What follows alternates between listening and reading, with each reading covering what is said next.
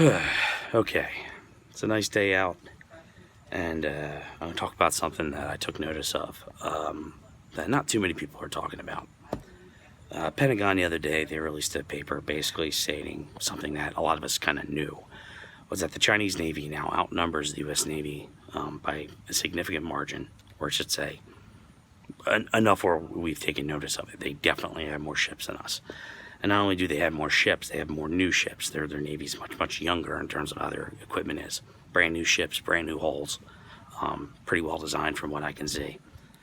And, is that a problem? Well, some people are saying it's not a problem because we have better ships. I think so. I think we have better technology on the ships. I don't know if our ships are better. We have better training. That's absolutely true.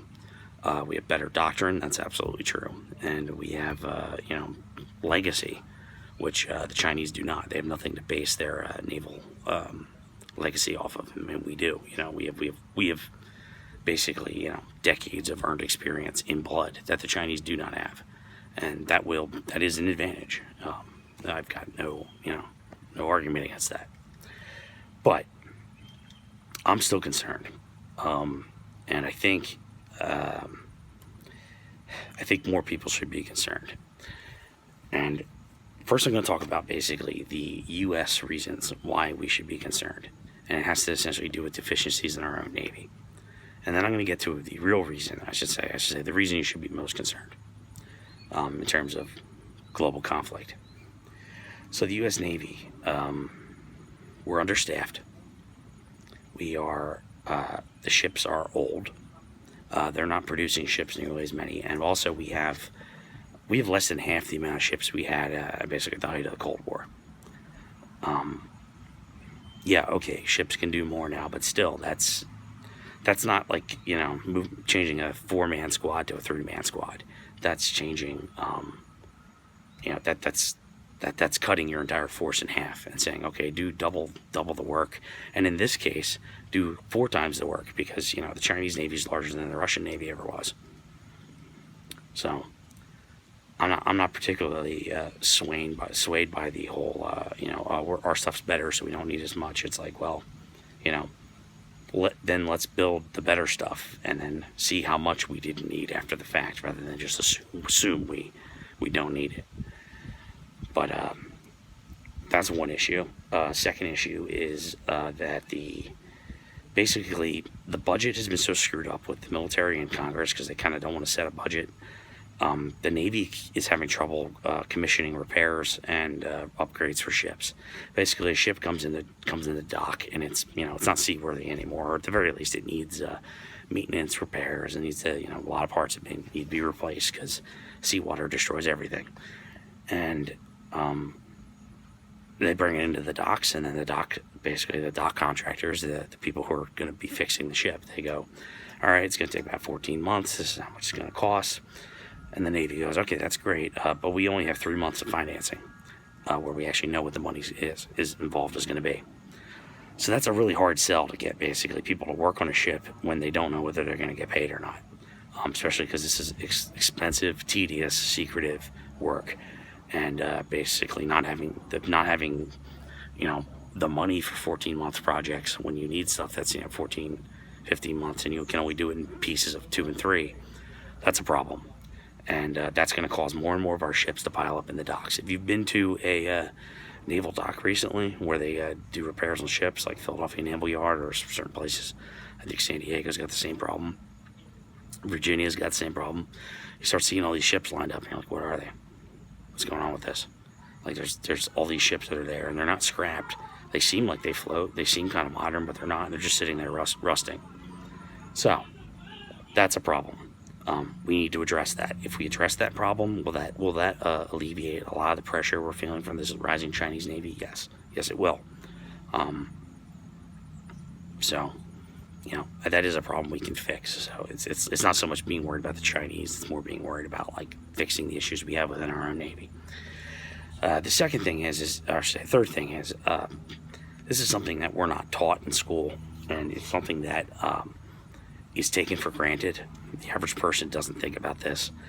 The United States, on as for countries, is by far the most dependent on their Navy for defense. By far. You could argue the British would be the second. I mean, I'd just say when the Brits were an empire, then yeah, okay, they definitely depended on it more.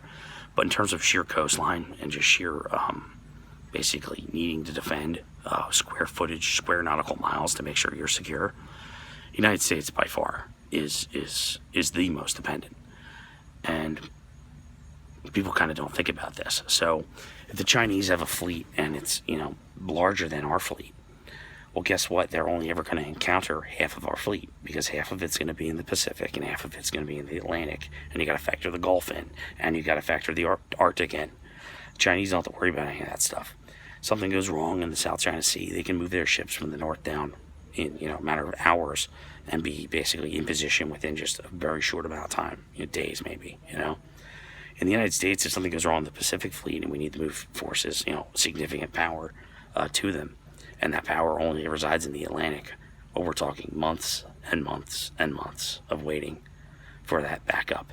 And they're going to be taking a long, tedious, dangerous journey where they're basically exposed to just try to go plug the hole in the Pacific, which might not even be relevant anymore by the time they arrive. So our Navy being large is far more important than I think people realize. If anybody's entitled to a massive, massive Navy, it's the United States. Because we just have that much trade route to protect. The numbers mean something. The Chinese are outnumbering us. They might outnumber us 2-1 in the Pacific, and then that's only increasing. They might outnumber us soon enough 3-4-1 in the Pacific.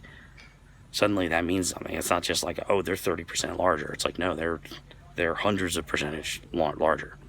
And that, and even if their ships aren't as good as ours, that still means something. So I'm concerned about it in that sense. So I think there's enough reason essentially for just the United States to be concerned about that and to be worrying about basically upkeeping our Navy. Now, the big thing that people aren't talking about, which they should be talking about, is this skirmish going on between India and China.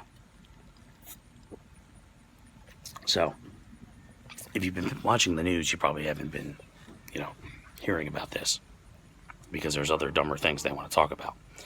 But if you are watching, if you are digging a little deeper and looking into what's going on in the world, you'll notice that dozens of soldiers from India and China have been killed because they're clashing over their border in the north in the mountains. High tension, two nuclear powers basically in a standoff. And if both of them or one of them didn't have nuclear weapons, they probably would have been full-scale war by this point. It's that intense. And China sees India as a rising threat, because even if the United States were to disappear, all of a sudden we were to collapse in on ourselves, or we were to, have some sort of major crash and China were to become on top as the world's leading superpower, India is moving at China's heels faster than China can get away from them. They're really worried about India because, sure, they can take the lead, but it's not going to matter if India surpasses them immediately afterwards. So that's one of the sources of the tension.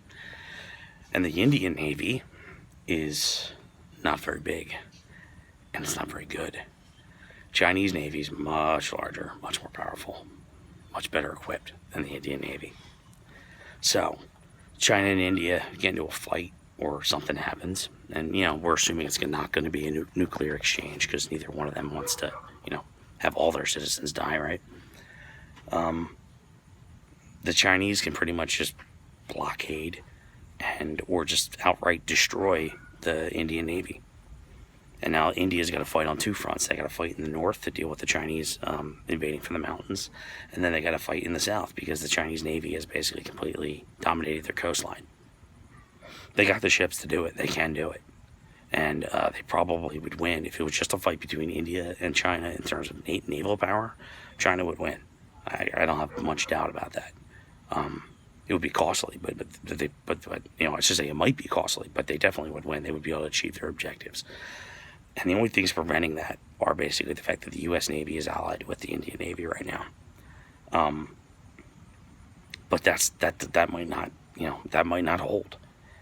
If the U.S. is not willing to go to war to defend India, which is not impossible, just take a poll of people. Basically, would you go to war with China to defend India?